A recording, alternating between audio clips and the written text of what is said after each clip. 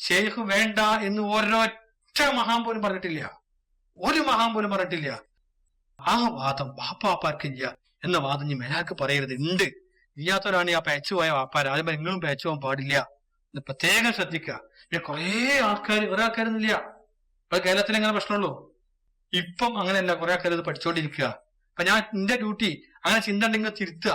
അപ്പൊ ഞാൻ അത് പറയുമ്പോ എന്റെ ഡ്യൂട്ടി എന്താണ്? ഞാൻ ചിന്ത തിരിച്ചുകൊണ്ടിരിക്കുകയാണ്. ഷെയ്ഖ് ഉണ്ട്, എല്ലാ കാലത്തുണ്ട്, എല്ലാ സ്ഥലത്തുണ്ട്. എല്ലാവർക്കും, നാടന്മാർക്കും തങ്ങന്മാർക്കും മൂല്യന്മാർക്കും പെണ്ണുങ്ങൾക്കും കുട്ടികൾക്കും എല്ലാവർക്കും ഷെയ്ഖ് വേണം. പ്രായപൂർത്തിയും ബുദ്ധിയുള്ളവർക്കൊക്കെ ഷെയ്ഖ് വേണം. എന്റെ വാക്കല്ല, മഹാന്മാരുടെ വാക്കാണ്. നേരെ മറിച്ച് ഷെയ്ഖ് വേണ്ട എന്ന് ഒരൊറ്റ മഹാൻ പോലും പറഞ്ഞിട്ടില്ല. ഒരു മഹാൻ പോലും പറഞ്ഞിട്ടില്ല. എന്നിട്ട് പിന്നെ എന്ത് നിങ്ങൾ ഇത്രയും മഹാന്മാര് ഷെയ്ഖ് വേണമെന്ന് പറയുമ്പോ, നിർബന്ധമാണെന്ന് പറയുമ്പോ അത് മെയിൻ ചെയ്യാതെ പോണ നിങ്ങൾ അത്രയും നീചനായതുകൊണ്ടല്ലേ? അത്രയും നികൃഷ്ടമായി നിങ്ങളെ മനസ്സിനെ ആരോ ഹൈജാക്ക് ചെയ്തിട്ടുണ്ട്. ദീനെ മുറുകെ പിടിക്കുക, ഹബീബുല്ലാഹി സ്വല്ലല്ലാഹു അലൈഹി വസല്ലം മുറുകെ പിടിക്കുക, ബഹുമാനപ്പെട്ട ഗൗസുൽ ആലമിനെ മുറുകെ പിടിക്കുക.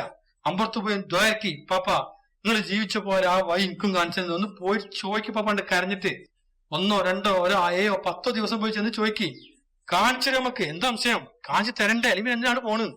ശ്രദ്ധിക്കുക, ശരീഅത്തുള്ള തൗഹീദുള്ള ബഹുമാനപ്പെട്ട റസൂലുള്ളാഹി വരെ വിട്ട് സിൽസിലയുള്ള ഷെയ്ഖുമാരെ പിടിക്കണം, കള്ളന്മാരെ പിടിക്കരുത്. അല്ലാഹു ഹക്ക് മനസ്സിലാക്കാൻ തൗഫീഖ് ചെയ്യട്ടെ. ആമീൻ.